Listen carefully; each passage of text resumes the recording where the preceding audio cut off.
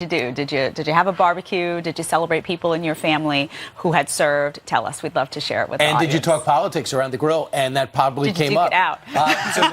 On the Democratic side, the most intriguing, they're a month away from their first debates, and we have 23 people, but there's one leader, and it's Joe Biden. A fascinating look at Joe Biden, how he's different from the other 22. He's not doing much. No.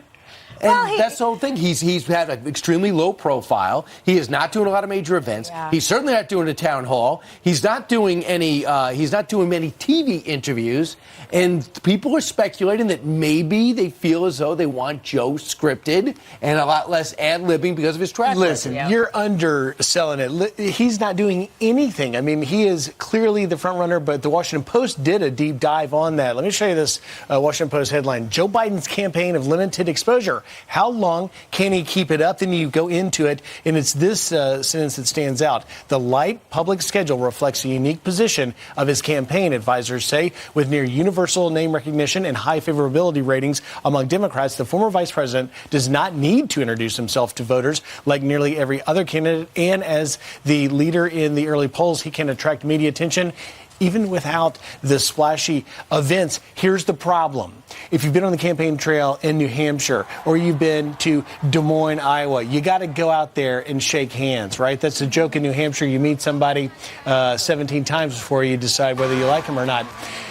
I would suggest to you that President Trump gave Biden the name Sleepy Joe. Well, he's doing just that. He's literally not showing up. And perhaps it is, as Brian suggests, some speculate, it's because they want to limit any opportunities to create a gaffe. Yeah, I think he's losing the opportunity to redefine himself, because right now many are saying this is not his moment. If you look at the Buttigieg's and you look at, the people that are thriving really in the Democratic Party have this far left appeal.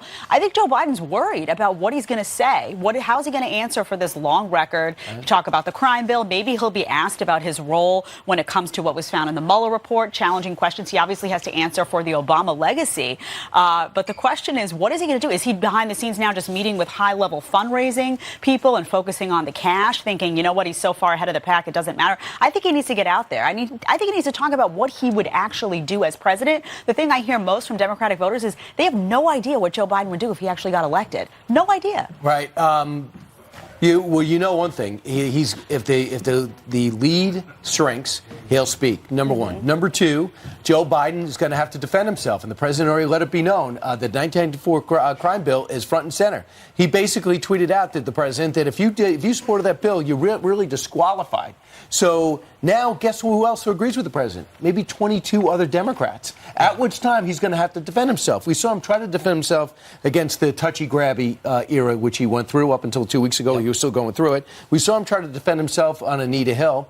Now he's going to have to defend himself on a crime bill, and this was all over social media over the weekend. They're pumping out all these speeches that he gave on that bill that a lot of people can term as maybe racially insensitive today. So that will force him out, and in the unscripted situation is where in the past he has fell flat on his face. Meanwhile, if you're looking to see who is more likely going to win in this next election, the New York Times did a story using 3 separate models. In all those models, because of the strong economy and because of the advantage of being an incumbent, Donald Trump wins in 2020. Yeah, and that's the other thing.